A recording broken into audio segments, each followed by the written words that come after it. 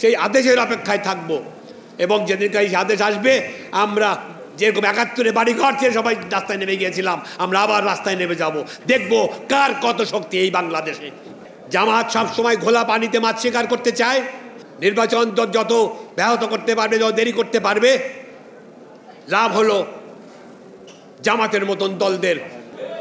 আওয়ামী লীগ কি মানুষের, শিশু, মহিলা, বৃদ্ধ, জওয়ান সবার বুকে গুলি মেরেছে? তারা খুন করেছে? তারা কি স্নাইপার দিয়ে গুলি করেছে? তারা কি হেলিকপ্টার দিয়ে গুলি করেছে? তাহলে তারা কি খুনিদের দল? তারা কি খুনিদের দল? তারা কি দুর্নীতিবাজদের দল? তারা কি ডাকাতদের দল? আমার আসলে আজকে আওয়ামী লীগের বিরুদ্ধে আর একদিন প্রোগ্রাম করব।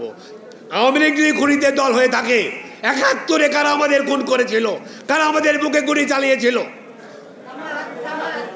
জামাত, শিবির, জামাত। বন্ধুরা, জামাত সবসময় ঘোলা পানিতে মাছ শিকার করতে চায়। আজকে একটা অস্থিতিশীল সময় যাচ্ছে। নির্বাচন যত ব্যাহত করতে পারবে, যত দেরি করতে পারবে, লাভ হলো জামাতের মতন দলদের, যারা সবসময় ঘোলা পানি চায়, সবসময় এরকম একটা সিচুয়েশন তৈরি করতে চায়। আমরা অপেক্ষা করব, আমরা অনেক ধৈর্য নিয়ে অপেক্ষা করেছি এবং আরও করব, যতদিন পর্যন্ত আমাদের নেতা নেত্রীরা বেগম খালেদা জিয়া এবং আমাদের ভারপ্রাপ্ত সভাপতি আমাদের হুকুম না দেবেন।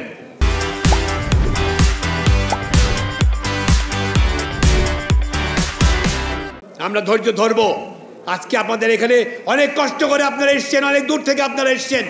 আমরা চাচ্ছিলাম যে একটা মিছিল করব আজকে, কিন্তু যেহেতু রাস্তাঘাট বন্ধ হয়ে যাবে, মানুষের কষ্ট হবে, সেই জন্য করব না। এর পরের দিন আরেকবার আমরা একসাথে হব, হয়ে মুক্তিযোদ্ধারা আমরা যে বেঁচে আছি আমরা এখনও, আমরা সেটা দেখিয়ে দেব। আমাদের সাথে থাকবে আমাদের প্রজন্মকেও ধন্যবাদ জানাই, আপনাদেরকেও ধন্যবাদ জানাই এখানে আসবার জন্য।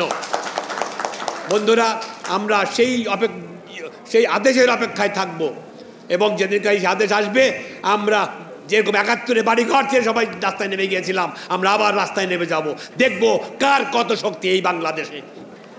গত পরশুদিন আমরা বেগম খালেদা জিয়াকে বিদায় দিয়েছি। উনি কথা দিয়েছিলেন উনি মুক্তিযোদ্ধাদের সামনে জনসমক্ষে আসবেন ৭ বছর পর। অসুস্থ হয়ে যাওয়ার কারণে আপনাদের সামনে ওনাকে আনতে পারি নাই।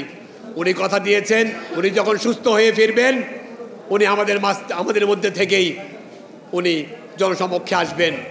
আপনারা একজন অসুস্থ নেত্রী, অসুস্থ খালেদা জিয়াকে চান না সুস্থ খালেদা জিয়াকে আমাদের মাধ্যমে চান? আজকে আপনারা এখানে হাজির হয়ে এত কষ্ট করে আপনারা যে এসছেন, এটা একটা ট্রায়াল হয়ে গেল আমাদের। আজকে আমরা ৫০০ জন, ১০০০ জন এসছি, ওই দিনকার ২০০০, ৩০০০, ৫০০০ মুক্তিযোদ্ধা এবং প্রজন্ম নিয়ে আমরা আমাদের ম্যাডামকে আমাদের মধ্যে পাবো।